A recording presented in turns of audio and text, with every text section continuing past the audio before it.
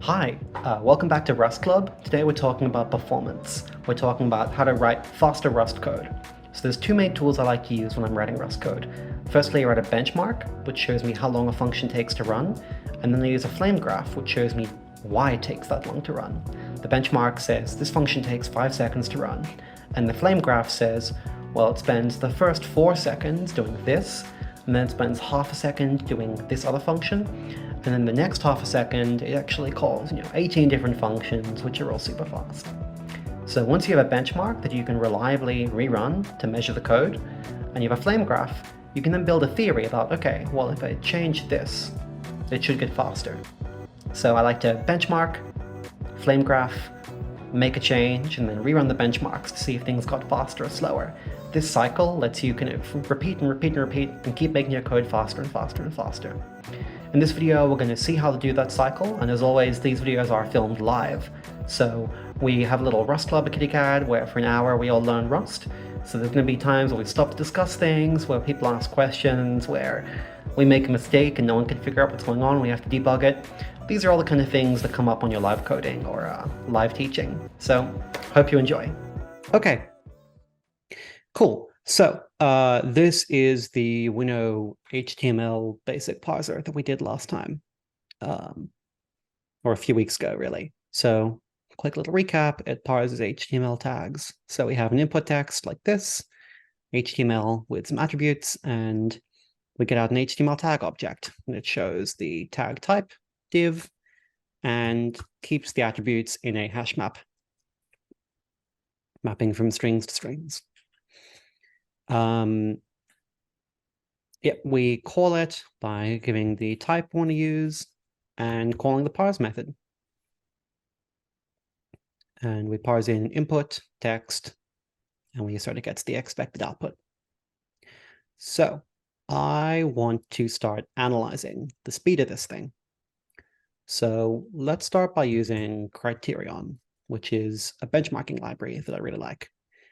There's actually a newer benchmarking library that's come out that I want to try, but we'll stick with the familiar kind of standard one that everyone uses for now. So I'm looking up Rust Criterion Quick Start. Cool. So first thing we'll do is we'll add Criterion to the project. So we're adding it as a dev dependency, because this way you only need it when you're doing local development. You don't need it for actually like producing the binary. And this helps keep compile time down. And we're going to add it into the cargo.toml a new benches section.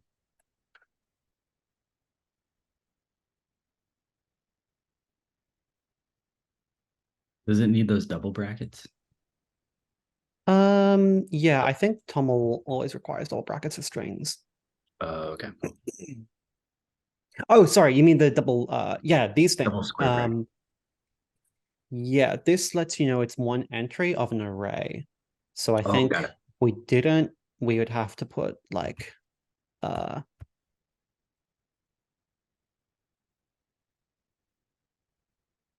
this for, and then we'd have to make objects within it or something, but yeah, it's just easier to do this. Sweet. Okay. Yeah. So we should now be able to,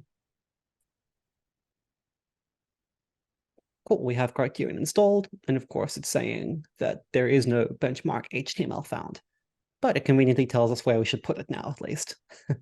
So let's do that.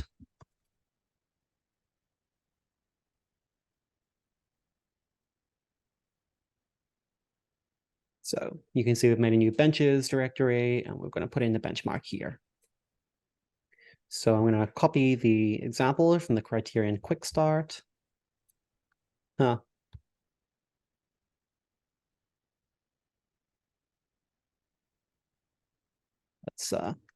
text shouldn't actually appear here. Okay, so in their example, they're benchmarking Fibonacci sequence. We're going to change that. We're going to use, what's this grid called? HTML parser.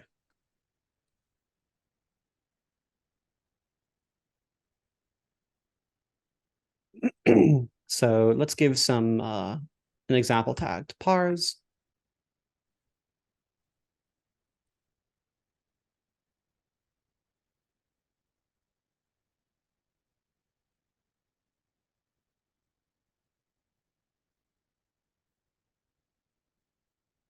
So there's this black box function from Criterion, and you can see, yeah, it's opaque to the optimizer.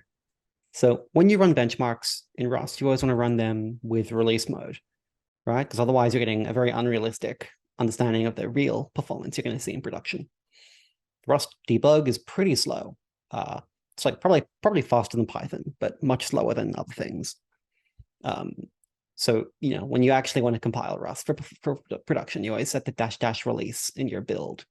So the problem with -- release is it also does all these optimizations, like, hey, you're running all this like really CPU intensive code, but you're not actually doing anything with the result. Oh, I'll just compile it all out.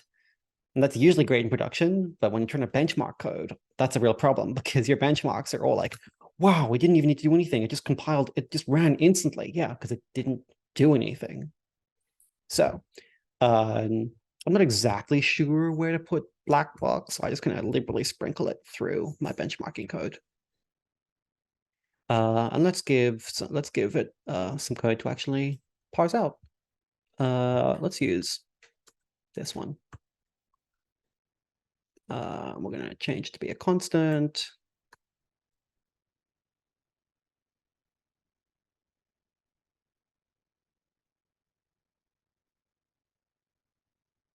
And let's tell it to parse this. We have to import window parser. Cool. Okay. Now, if we were in cargo criterion,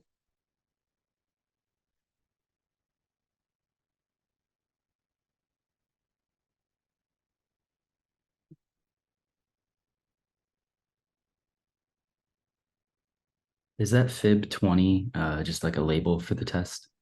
yes, it Cool. is. I should change that to be, you know,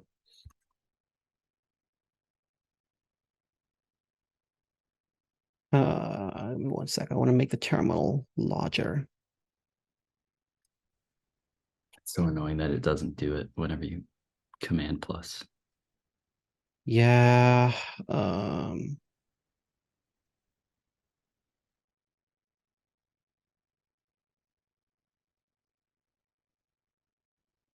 Okay, cool.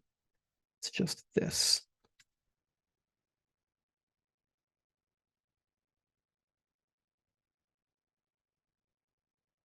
Cool, that's better. I'm actually gonna put this in my user settings. Because that way. Oh, it already was. Okay. That's why it was so small.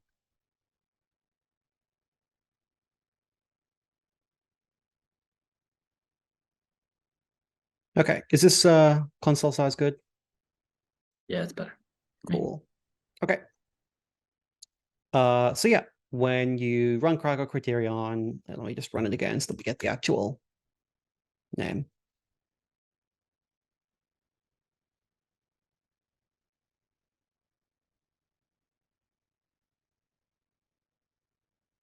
Nice. Okay. So we get, I guess this is, I think, the lowest time, and this is the maximum time, and this is the average time of every run. So we get 130 nanoseconds per run. And it also outputs a little report. So if we go to the target directory, Criterion, reports, index.html, this is not going to show because I'm recording the window, not a screen. Let me change that.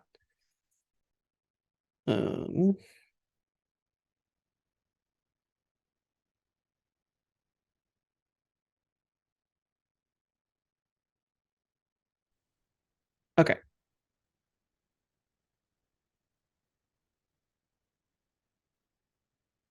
Oh, yeah.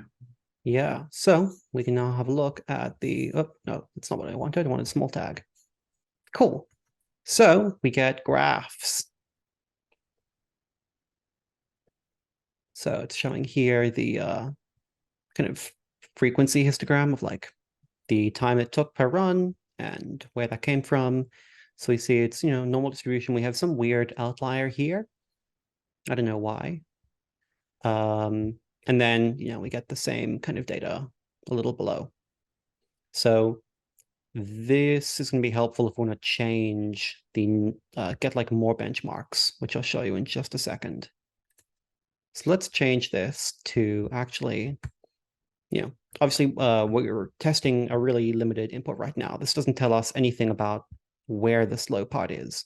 So I'd like to figure out, how the performance is impacted by adding more tags to it, more attributes to it.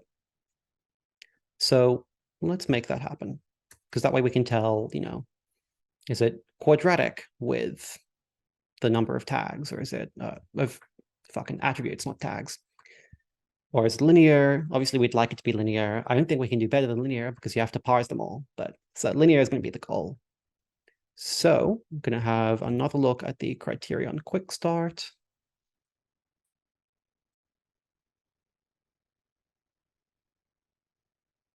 Nope.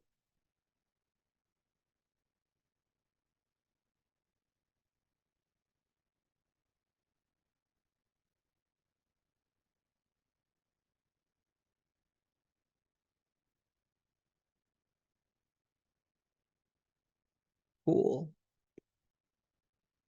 This is more like what I wanted to see.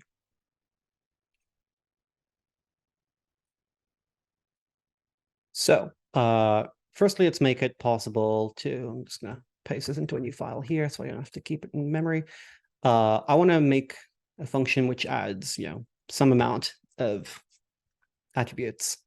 So let's have a generate sample input function, which takes number of attributes.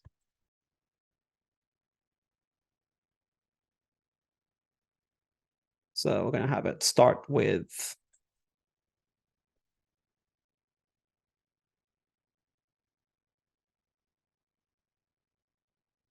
it'll just be this.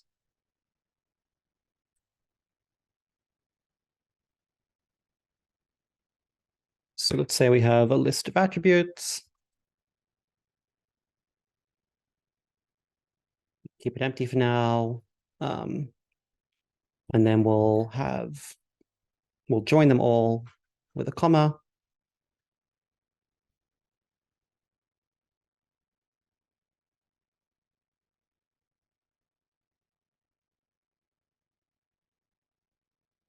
Let's firstly just make sure, let's ignore the num attributes, just make sure we get this part right. So let's have the vec be just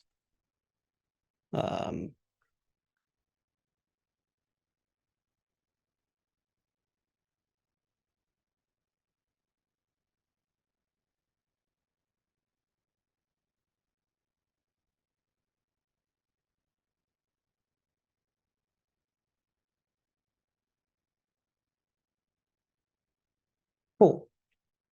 So now I can replace a sample input here with this.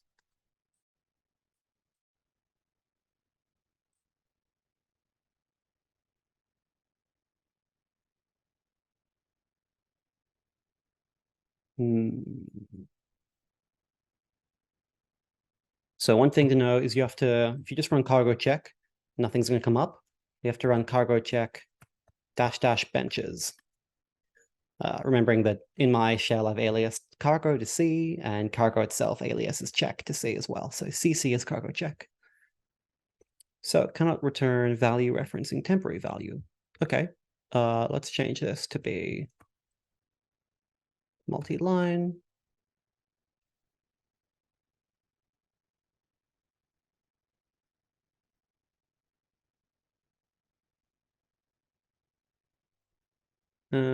Okay, what have I done wrong?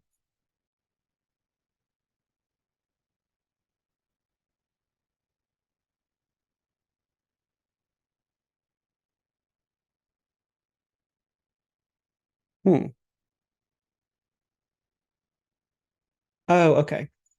So so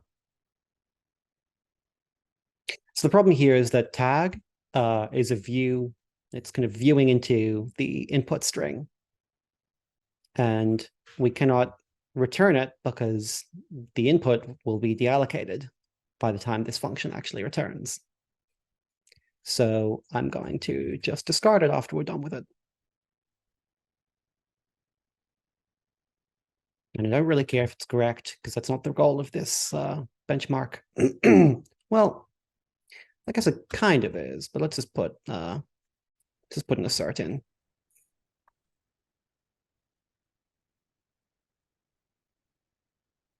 So you don't need that multi-line split. It's just because the thing you're referencing was going to go out of scope. You could have that. Yeah, that's correct. Yeah. Okay.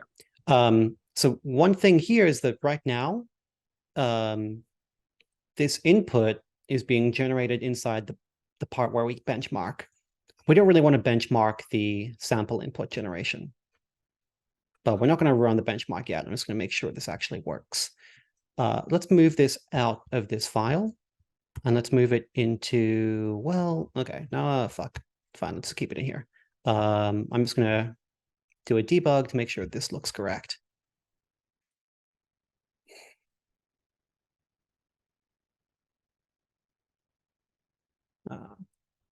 So again, we're not going to actually run this benchmark for performance reasons. We're just checking that the strings look correct.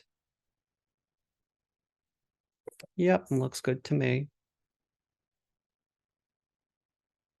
Cool. Okay, so let's actually, obviously doing all this printing inside the benchmark is going to make it really slow. Because then you have to get a lock onto the standard output to make sure that you don't interleave multiple lines and you flush the buffer and everything. So we should not be we should make sure we're not benchmarking macOS terminal emulator in VS Code for macOS. So make sure we're not actually doing that. So in the quick start that we had before, we can get this here.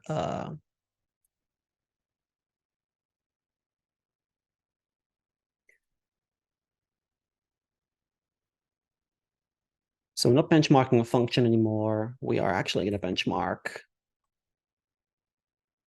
a group of functions.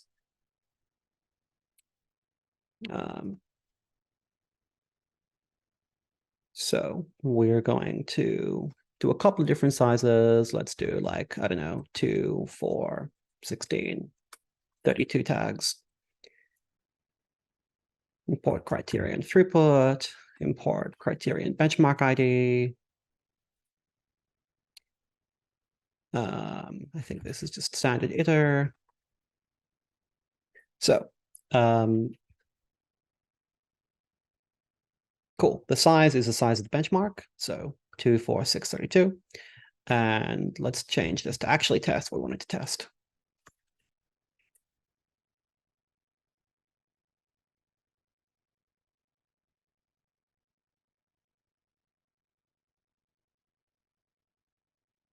So again, we don't want to test generating the input. So we're going to do that outside of the benchmark.iter.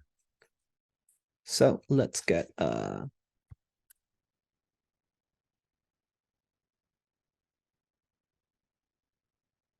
okay. That's looking better. Let's have a quick look at the code first. So we're telling Criterion what we're measuring. We're measuring throughput. We're going to measure the throughput not in bytes. We're not measuring byte throughput. Let's just say elements instead. This is to put into the report formatting. And we're going to name the benchmarks from the size parameter. And then we pass in the benchmark itself, which kind of, lets you report data and the size of the benchmark. So this closure will run the benchmark. And you can see there's 2 steps. We actually set everything up here, and then we run the benchmark itself.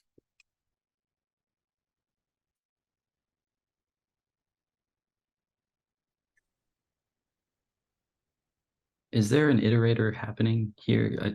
We got rid of the standard iter. Yeah, that's true. The iteration is happening over the size array. So let's actually make sure this gets used then. So let's replace this.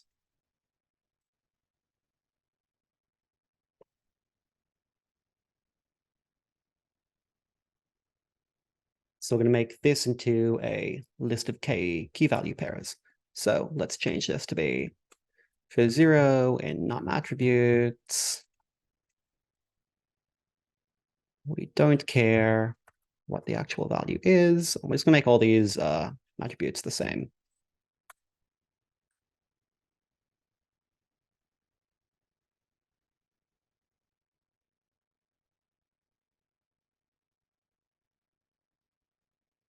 Oh yeah, we have to ignore the parameter. And it's collect. Collect can collect into a whole bunch of different things. It can collect into a hash set or a B tree set or a vec. So we just need to tell it what it's collecting into. So now we are taking a number of attributes and we are actually going to produce a vector of that many attributes. So this should give us some more interesting data now. I'm just going to get rid of that phantom benchmark from before. You have to clear that folder every time. No, but because I'm changing the whole structure of it, like I'm kind of I want to get rid of the old data we generated and just replace it with only this new benchmark, which has like a parameter in it. Okay.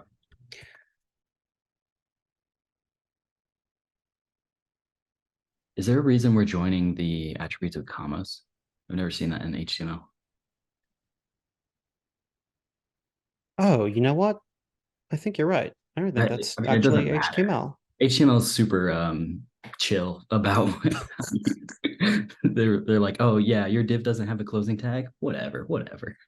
Is that actually the case? You don't put commas, you don't comma separate attributes in HTML They're anymore? space separated, yeah. Wow. Wait, let me see. Look up the do the HTML boilerplate. Oh yeah, Yeah, look, there's no space, there's no comma. did it used to have comma? It used to require comma?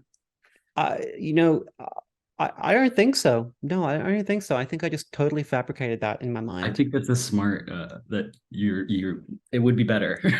Why would it be better?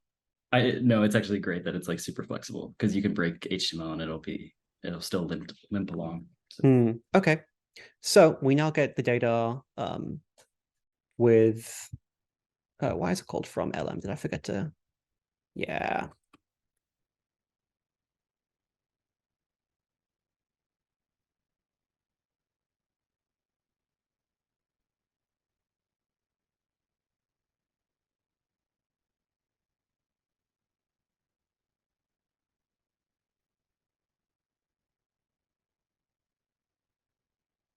Cool. So you can see it has to run.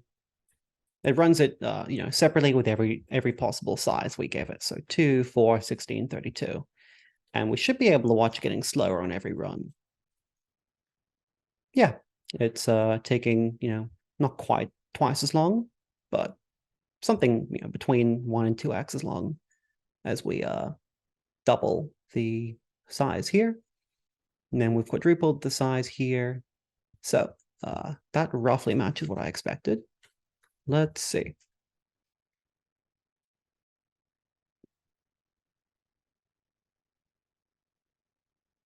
So we can view the overall parse HTML div plot.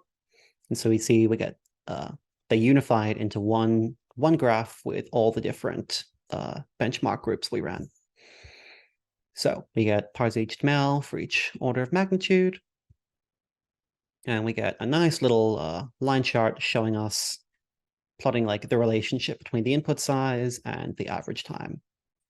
So if this was quadratic, we would see a quadratic curve, but we don't. We see a nice linear curve, which is exactly what I wanted to see. And then we get to see like maybe there's some weird discontinuity in different speeds. So we get to take a look. Okay, they all do look the same. They're all a nice little normal plot. I suspect that if we extrapolate this out to a really large set, we're going to start seeing some discontinuities when stuff can, no longer fit in cache, or maybe it has to like swap RAM pages or something like that. So it'd be interesting to run this with, going up to like millions of elements, say. But for now, it totally verifies my assumption that this is linear time. And if you want, you can just look at a single set of these benchmarks. And you get some nice detailed data about them. So cool. Cool. Is it normal to see as like the elements of a set increase that normal distribution widen? Um, hmm. That's it looked like that to me, that 32 elements had a wider bell curve. I guess because the total time it's going to take to run through the bench, to parse it all, is going to widen. So, Every you'd get to, yeah, I guess like the effective noise is going to be, when you're spending more time in each like run, you have more opportunities for noise to happen. But Yeah. I'm not actually sure if that's a general trend or not. It's a good question. Anyone here have any thoughts about it? About why Mm, the line is diagonal like that? No, as the number of elements increases like up to 32, the bell curve seems to widen. They all have normal distributions, but there seems to be like a widening of, and it seems like it could be what Adam was describing. Like there's just more Yeah. opportunity for noise. Yeah, I 100%. Yeah, it's absolutely going to be noise, especially if it takes a long time. Um, you have more chances of being preempted or being blocked on IO or the scheduler kicking you back or yeah. any number of other things. Especially like it's not the case for this because Adam's running it on his computer, but in like a CI environment where you're running in a container, which C groups have their own priorities associated with them inside a VM, onside another VM on like multi-tenant hardware. Yeah, that curve is definitely going to widen the longer a job takes. That makes sense. Yeah. Good thing we have like Mr. Linux and we have Ms. Containers here if we need any like CI container problem performance stuff. Okay, so the kind of typical workflow I follow with trying to improve code is, first you write a benchmark so you can measure performance, and then you want to dive into, okay, why is the performance what it is? So my favorite tool for this is Flamegraphs.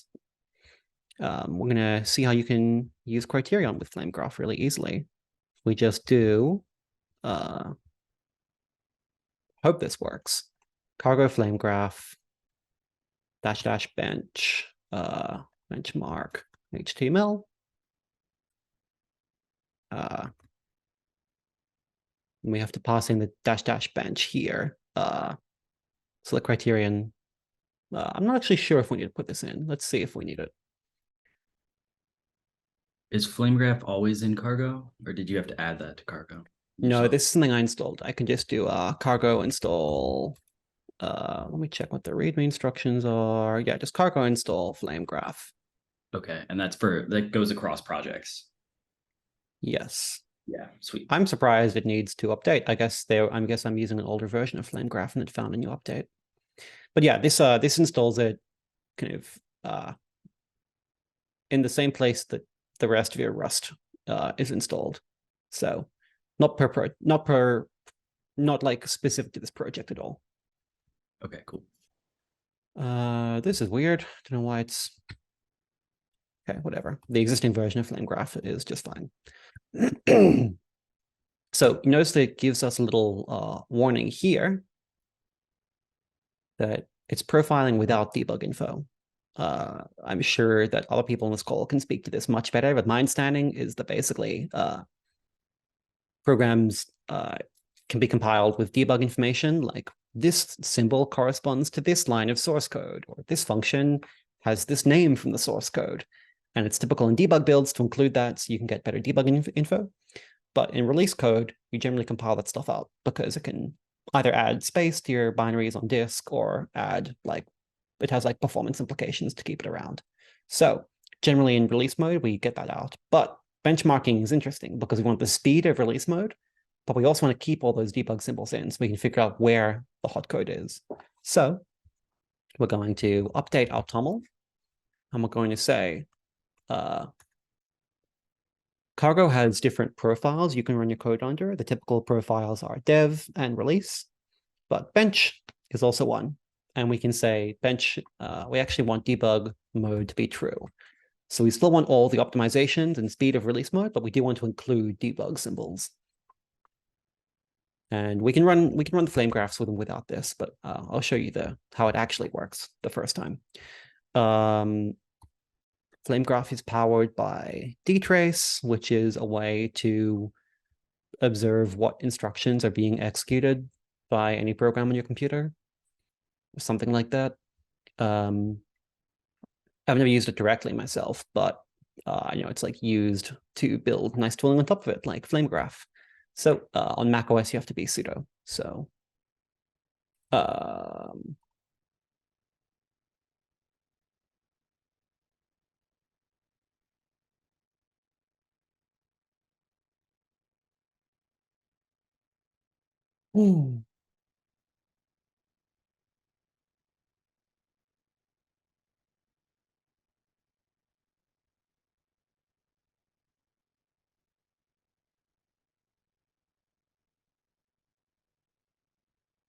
okay, cool. Let's see.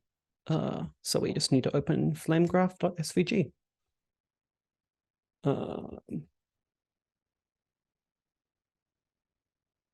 Cool. So I don't think this is actually measuring what we wanted it to measure, because I don't see, because firstly, like this all exited really quickly. So I think we do actually have to put that -- bench here. That looks more like what I thought we'd see. You can actually see it's doing work now.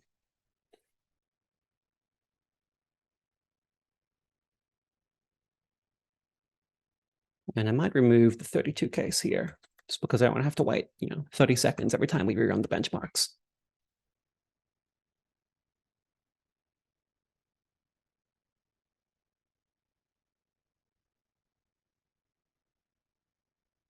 The good thing is the Criterion will generally just run it for 5 seconds of benchmarking. So, if it's not going to like run 32x longer for the 32 case than the other ones. Okay. That looks more like it. So if you haven't seen a Flamegraph before, the bottom kind of shows you the 100% of time. And then every time a function is called, it kind of splits up the calls into fractions of the caller. So we can see that from the kind of root, maybe like 80% of the time is spent in this start function, and 80% is spent doing some kind of threading work. 20% spent doing some threading work. So generally, when you're running Criterion, you'll see the part of it is spent doing the Criterion setup, and then you want to filter out to the part that's actually running code you care about. So let's just take a look at everything that's running inside the benchmark group. So we can click on these to kind of filter and drop down. So within the benchmark group, we're spending our time sampling from Criterion, okay, obviously, and we're doing some parsing. So there's often like a split between the warm-up part and the actual, here. So if you take a look at this one here, this is criterion.routine warm-up. And if we take a look back at our source, at our output from it, you see that okay, I think it actually uses that like rich terminal thing to put some text in there. It says like warming up for 1 second, and that calibrates how many runs it's going to need to do to get to 5 seconds of run. So we're going to ignore the warm-up part and just focus on the main Criterion part. So we get mapping, benches. Okay, so here's where we actually run the benchmark, and we see that almost all the time is spent in tag.parse. Okay, that makes sense. Yeah, we are benchmarking tag parsing, but we can also see that some is spent elsewhere. So you can see that hash map inserting takes up little less than 1% of the code time. I don't know how I can get like as a fraction of only what is below in this flame graph, but yeah, you can see, we can see the hash map inserting here from when we're actually putting all the different attributes into the hash map of attributes. And apart from that, mostly tag parse. We can see the winnow token call. So that's coming from the underlying Winnow parser library. Winnow take. Oh, this is interesting. We can see something from like how a Rust code is calling symbols from dynamic libraries and TLV. That's it's like for swapping registers, isn't it? Someone else who knows more about code than me. What's the TLV again? I remember that from my OS book, but Sorry, I mean, TLV is generally an acronym for tag length value. So it's used in oh, cases like ASN1 or other line formats where you have like a tag saying like string, integer, whatever, and then a length in usually bytes, sometimes the unit length, and then value, the actual value following. So protobuf uses this to encode too. ASN1 is a type of TLV. okay, So like, yeah, cool. Thank you. So within the tag parsing, we can like have a look at the other stuff, but generally the code that's under our control is a good first place to start. So we can see that actually of this, a lot of the time is spent just inserting into a hash map. That's kind of interesting. Didn't expect that. And then we're taking symbols from the input, just taking symbols from the input and copying memory. Okay. Takes around 1.5% of the time. And hashing from Rust's core also takes a fair amount of the time. So let's take a look at this tag parse and figure out where it's inserting into a hash map.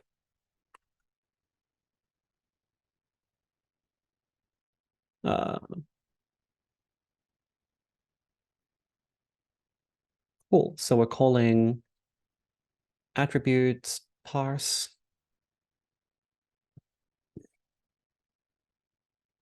And then we're mapping it into the tag type. Okay. So this is the hash map, I believe, that is referring to that. So we see that actually hashing takes a fair amount of the time. So one I spend a lot of time on Reddit. I don't like admitting that, but that's something about me. And I like to go into the Rust subreddit, and I often see people posting, why is this Rust code slower than the port of the Go code or my some other language? And one of the kind of common performance things you see is that Rust hash maps inserts are cryptographically secure by default. Like the hash that uses is secure by default and tries to be slow so that you don't, if like DDoS reasons or something. But if you don't care about that, you can replace with a faster hash. So you can change it. In fact, the Rust performance book mentions this. Yeah. If profiling shows that hashing is hard, go on, Mr. Nethercoat. And hash DOS attacks. What is that? Oh, okay. So it's when someone is like deliberately trying to like get to the same hash as some target or something. So, okay, so you don't want hashing to be too fast because then people can brute force your hashes. So we don't care about that though, obviously. We're just trying to get Happy News karma by posting about how fast our fucking HTML parser is. So let's find a different hash map. Okay. And then we can see if this improves our performance.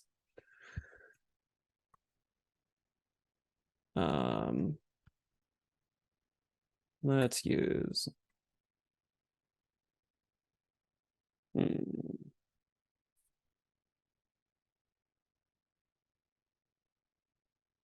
change this to that FX hash map. Was it FX hash map that he said? Yeah. it was in a different crate though, yeah. I think. Oh, okay, cool.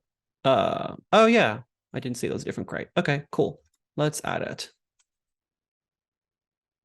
I had no idea. That's so wild. Yeah. That is cryptographically secure by default.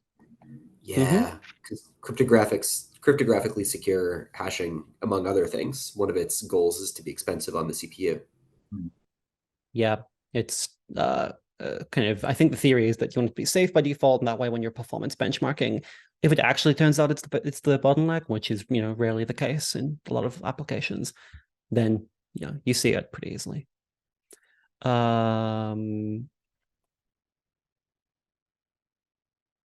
Okay, let's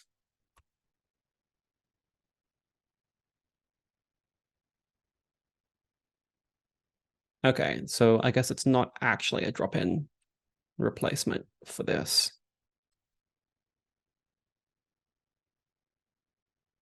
because I'm guessing that Winnow doesn't let you collect into it in the same way. Let's look up the docs for it.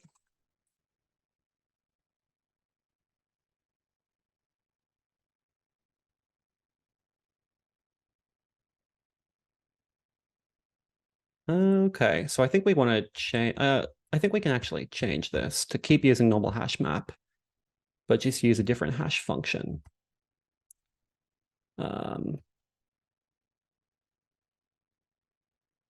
Let's keep it the same for test purposes, but then let's just set. I think hash map is actually generic over a different kind of hasher.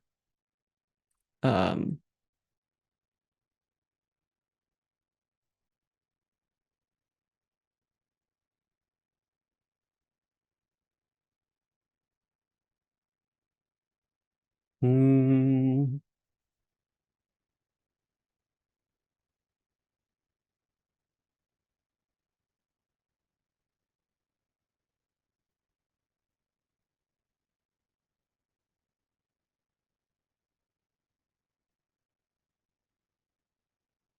Cool. So, except it's not a hash set, it's a hash map. So we just need to say this.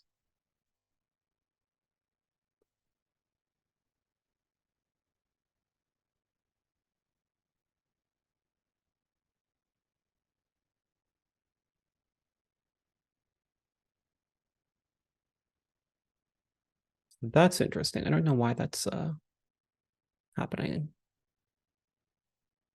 I guess it's a type alias, so this shouldn't really be changing anything, but yeah.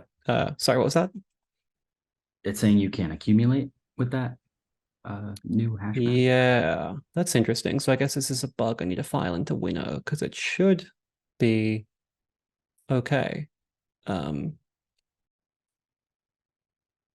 its type expectations are too specific, making assumptions. Yeah, I'm guessing that if we look up the docs for Winnow and we look up the accumulate trait, it's going to be implemented for hash map. Yeah, it's implemented for the default hash map over KV. But remember, it's got a hash map has actually got a third variable for the kind of hasher state that it's being used. So we can open up a PR to Winnow to make a generic over this third part as well.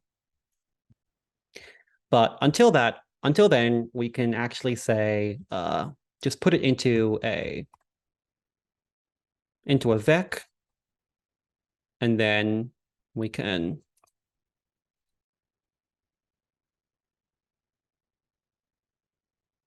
collect into there. Now, this may actually this may like fuck up the performance gains we thought we were going to get. So it'll be interesting. Now I actually don't know if the benchmark will be slower or faster with this improvement. Cool. Let's just change this to use fx hash map.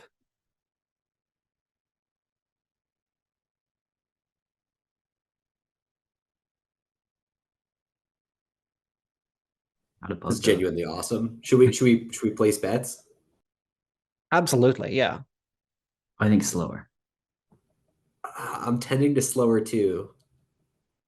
Well, I'm gonna guess faster just because someone has to. Just out of spite. Yeah. So this is curious. I don't know why it doesn't have the same from impulse that other things have. I didn't think that using a different type alias would break like the from implementations. I wonder if that is still the case if I do.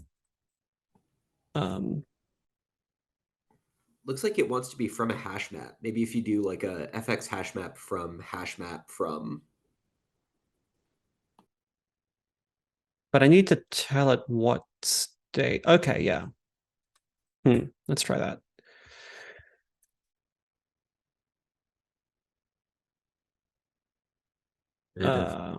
I don't think that's gonna work because you need a from implementation from one to the other.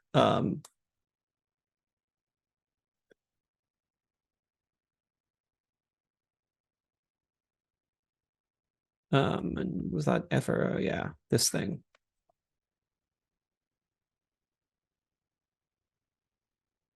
Oh, you're just trying to like shadow.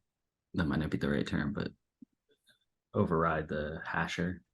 Yeah, that's interesting. Okay, so what I can do instead is I really don't know why that didn't work because FX hash map is not its own type. It's just a type alias. And I thought type aliases like basically to the compiler look the exact same as everything else. But maybe I think what's happening is that something else is not fully generic over like K and V and S for hash map state. I think it's only generic over K and V. The from implementation in the standard library, maybe. But let's have a look anyway. It doesn't actually have to be, this works just fine. Too far.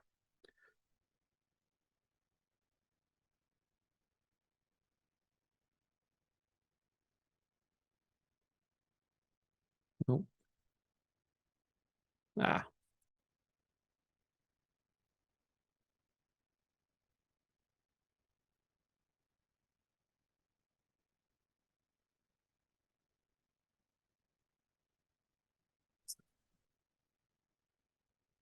Okay. Cool. That's better.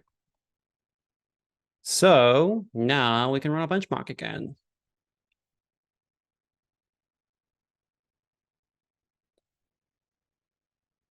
And Criterion, Pseudo. Right. yes, because I ran stuff with sudo. This is a really annoying feature, and I think there's like a way to figure out how to get around it, but I just need to I think I have to opt my user into the group that allows you to run dtrace without sudo. I just haven't done it yet, but it is annoying. So it should actually tell us in the terminal output if it's slower.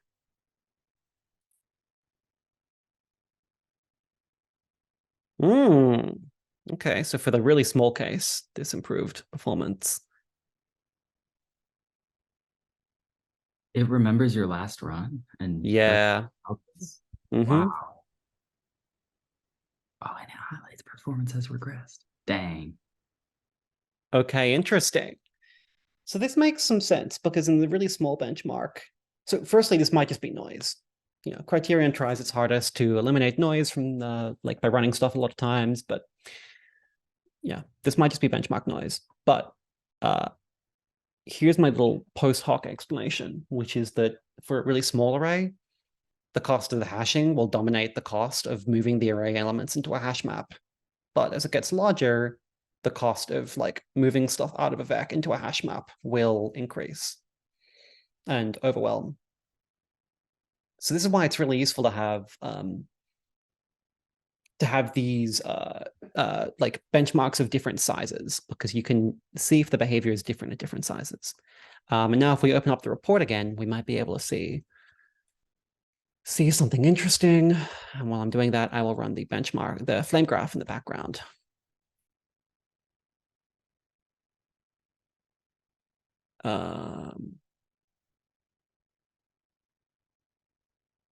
Okay, so we no longer have the 32 case. I didn't run that again, so ignore the 32 case. But yeah, interesting. You can now see that the nice perfect normal distribution is kind of different now, right? We see this long tail off to the right. So now we can say something, we can probably say something like, the copying from a vector to a hash map has higher tail latency, right? In the average case, it actually seems pretty much the same. Or sorry, in the median case, it seems pretty much the same. But the copying stuff from the hash map to the vector has like a longer possible worst bound, which you can see pretty clearly in the graph here. So that's interesting. And if we rerun the flame graph, we should get some different data too now. So let's take a look back at the criterion sample and ignore the warm-up part. Now, if we just look at tag parse, and here's tag parse. So in the previous one, we saw that the hash map was taking, the hash map insert took up 10% of the time. And here we don't see hash map insert anymore. What I do see is, we see the collecting from into a hash map from the vector and reserve for push. So that's interesting, the reserve for push. Is that like a memory thing, the raise? Yeah. So remember that when you initialize a vec, it starts off with some kind of default length, some kind of default capacity. And if you keep pushing elements through that, then you have to copy them all into a new longer vector. But the nice thing about doing a map like this, we're doing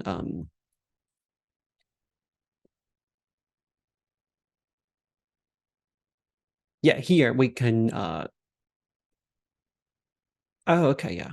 So I don't know what Windows is doing under the hood. I don't know if it reserves space for the vector before it gets pushed. I wonder if there's like a hint we can give it about the space to use. We can probably take a look at the implementation in Windows. We can see it's accumulating something. It's accumulating into some C. And it's looping over everything. When you run the parser, if it's okay, put it into result. Don't accumulate. Okay, so it's giving an initial, and you can see it takes an option for the size, but that is being set to none. So it's possible we could just copy this and make our own Window combinator function, which lets you set the length of the underlying collection to something larger, if we discovered that moving it was part of the problem. And in fact, I think that if we had an even larger example, we'd see this to a greater extent. So let's put our 32 benchmark back in.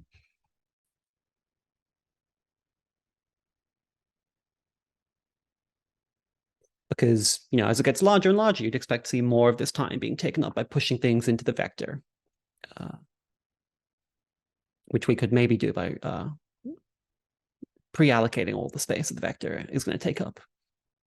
But yeah, this is interesting, and we get some cool data out of it. And you can always see the change in performance that you detect. Criterion itself lets you save these baselines and name them, so you can have not just compared to previous benchmark, but compared to main, for example. But this nice little cargo wrapper would do cargo criterion instead. It doesn't support that. But if you want to use the actual criterion underlying machinery, you can. But yeah, okay, let's take a look now that we have the full 32. Let's make sure the results are still what we expected. And we use Criterion for generating some of our metrics. Inside KittyCat, you mean? Yeah. Like user metrics or the performance of our own code? Yeah. So yeah, we use the criteria. So this is how I benchmark the parser that we rewrote in Windows. So this is how I benchmark the parser and the tokenizer. I don't know where else we're using this, because I don't know what other really performance sensitive code we have at the moment. Like the graphics engine backend stuff, that's all done in C++. I mean, we could actually benchmark just fine, calling it from Rust and driving that benchmark with Criterion. That would actually work out fine. Foreign function benchmarking. Yeah, but it's weird. Yeah, I mean, we at least in part be benchmarking the CXX library that lets us do Rust to C++. But okay, yeah, now let's take a look at the performance characteristics of the 32 benchmark. So Interesting. This still looks linear to me, but I do wonder if we like expanded it out to a huge degree, if we would see more.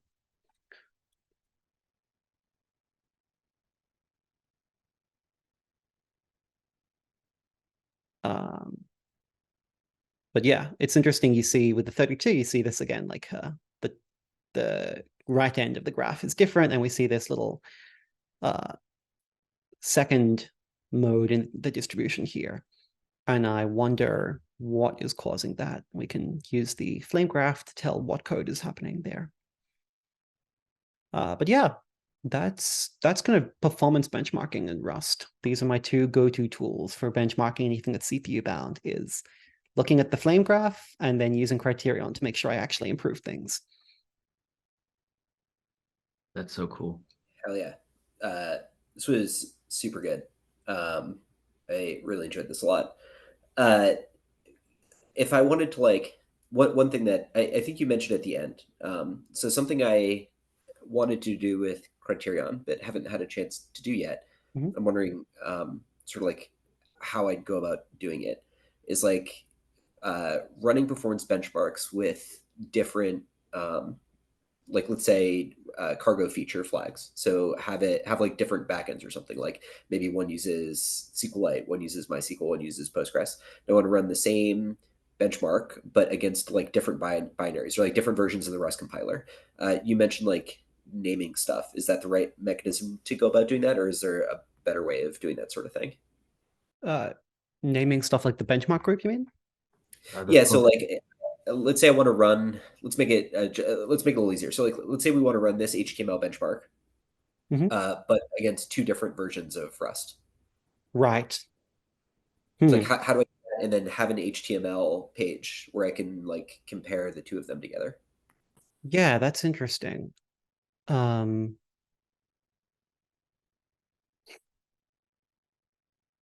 What about the profiles in the cargo.toml? Is that not what those the profile.bench? Is there any way to have different configurations of your project in different profiles? yeah, that's interesting.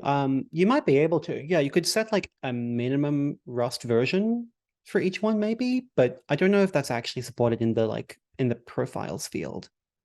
Because obviously, Criterion, like, it compiles your code once and then just runs it in different ways. Like every Criterion benchmark, if we actually expand this macro here, it is actually outputting like its own Rust binary with a function main and everything.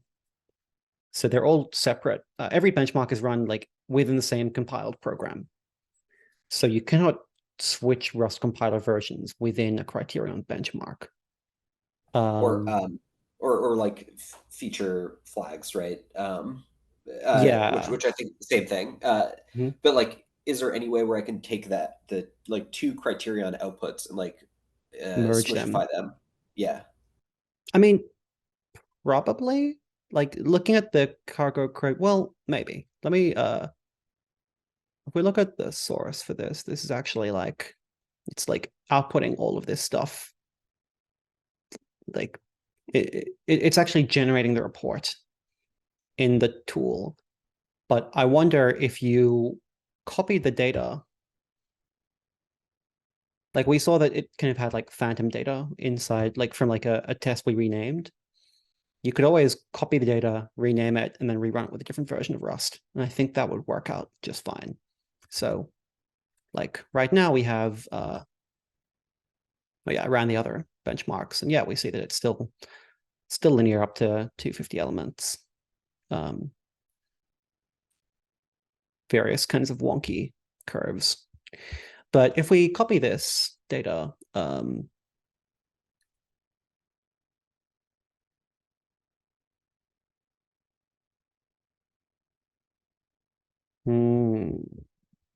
this is all parse HTML div. What if we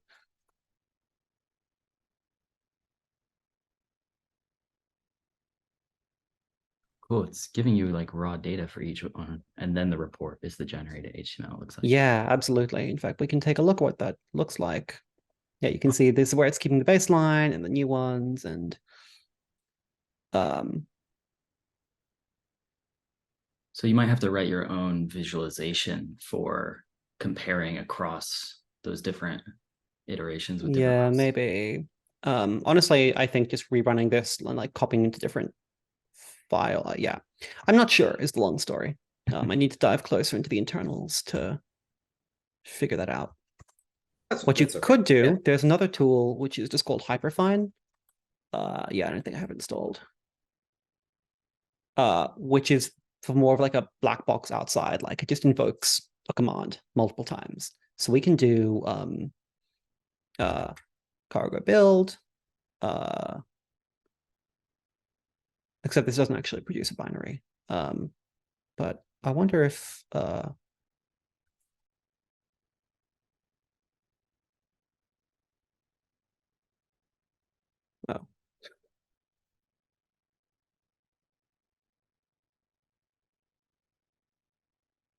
So I think because this is really just, just a binary, I think if we take a look at the target, we can just get a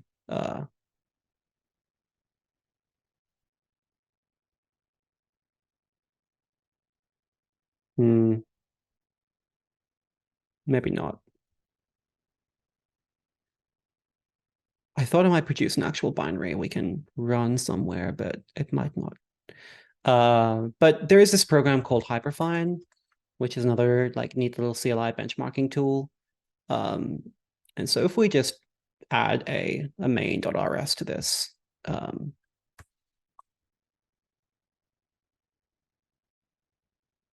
fact, I don't think we even need to.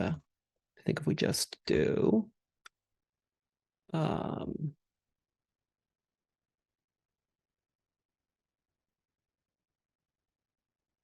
let's just copy a unit test and run that.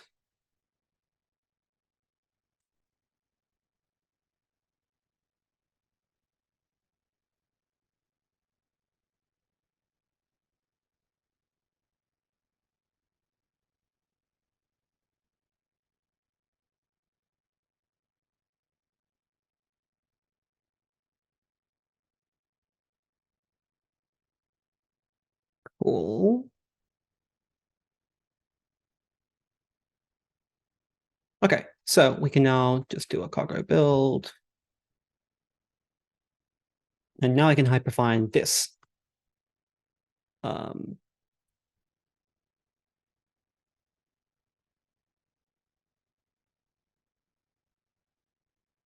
So this is a different approach to benchmarking.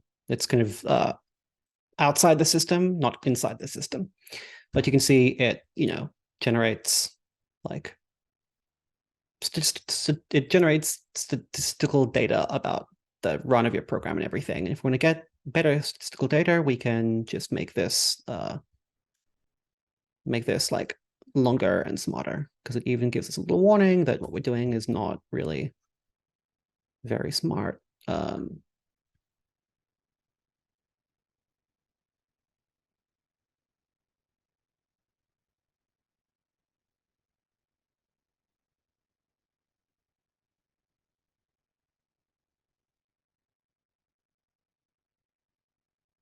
Okay, still too fast to really be that benchmarkable. But Paul, I would suggest you make your Rust benchmark into just a main.rs and compile it with different versions of Rust, and then you can hyperfine to find the relative difference between them. Sweet. Thank you. Yeah. Yeah. Something else that Criterion can do, and we're already a little over time, but so I won't actually. I'll just show you the docs page about it so you can look it up yourself. In addition to benchmarking with different sizes of inputs, you can also benchmark different implementations of like a trait and get nice things from that. Comparing functions. Here we go. So benchmark multiple implementations of a function and produce summary graphs that show the difference between them. So you can see here we have like a Fibonacci fast, a Fibonacci slow, and Fibonacci fast. And then we can benchmark them together. So we get a benchmark group, but we are going to have two different benchmarks within them, right? We have one benchmark ID for recursive, one benchmark ID for iterative,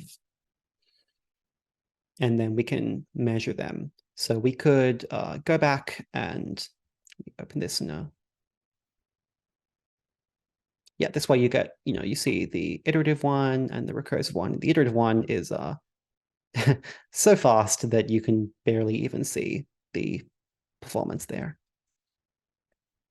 But on the line chart, it generates, you can see better that it scales differently. That's incredible. Yeah, so this is really helpful for actually checking different implementations of the function against each other. I could use this to, for example, benchmark the old parser and the new parser against the same set of different benchmarks. In fact, we could just use this to benchmark the two different hash functions, like the hash with vec and the other kind of hash. But I'm not going to actually do that here because I think we're already at time for this session. But yeah, it's helpful that you can do that and benchmark different implementations of the same trait or just completely different functions. You can get the data as CSV and then do your own analysis a little bit later on. Yeah, there's just like little weird oddities of Criterion, of course. And they do have a story around benchmarking async functions. So the downside is you have to pass in the executor. So there's like an example for Tokyo somewhere on the internet. Yeah, you just pass in like this so that it knows how to make a Tokyo runtime. And that way, obviously it's getting done outside the iteration. So you can see here, this toAsync will start up the async executor. And that way, when it comes time to actually run your iteration, it has already got the async executor going. And so it doesn't measure, the startup time of your async executor. Yeah, cool. Guess there's some other tools you can use. Okay, machine. Yeah, this is how to pass data into other tools besides Cargo Criterion. But yeah, that's all that I had. Any other questions? Oh, this was excellent. Thanks. Cool. Awesome. Maybe next week we'll go through how to benchmark memory usage, because I often find like finding memory leaks is way harder than finding CPU performance stuff because we just don't have a great way to. Yeah, the tooling is not as advanced, but there is a cool tool for it. So maybe we'll do that next week.